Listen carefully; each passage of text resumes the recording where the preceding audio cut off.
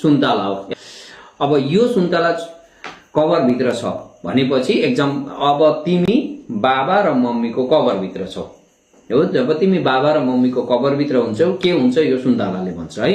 अनि त पनि जस्तै श्रीमान हैन अनि सासू ससुरा र घर परिवारको जब अन्डरमा हुन्छ नि तेरो कभरमा जब कोही हुन्छ भन्ने कुरो के डिफरेन्ट हुन्छ भन्ने कुरो यो देखाउँदैछु है त।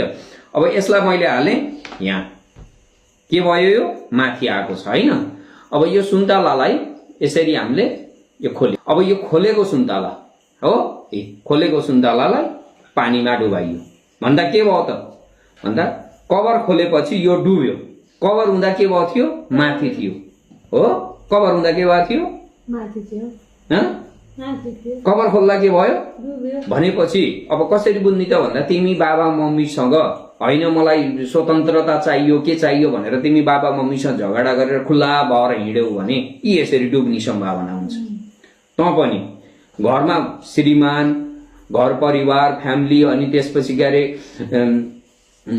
सासू ससुरादेखि मलाई यिनीहरूले मलाई कभर गरेर राखे म खुल्ला हुन चाहन्छु भनेर बाहिर हिँड्यो भने यी यसरी डुबिन्छ। त्यही भएर कहिल्यै पनि तिम्रो कभर कोही भयो भने त तिम्रो लागि सपोर्ट है सपोर्ट भन्न खोजेको त्यसले जहिले पनि फाइदै पुर्याउँछ हामीलाई डुब्न दिँदैन। केही समयको लागि हामीलाई क्षणिकको लागि हामी खुल्ला भएर हिँडेको फिल भए तापनि तर पछि भनेको डुबिन्छ। तर घर परिवार र फ्यामिलीसित भइयो भने डुब्ने चान्स हुँदैन हो कि होइन हो सहमत। Okay done.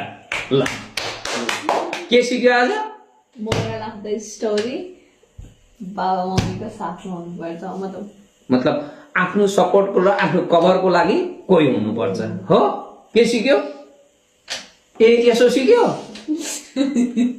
के सिक्यो के बुझ्यो सबैको अन्डर कभरमा र साथमा हुनुपर्छ है। यसो बुझ्ने होइन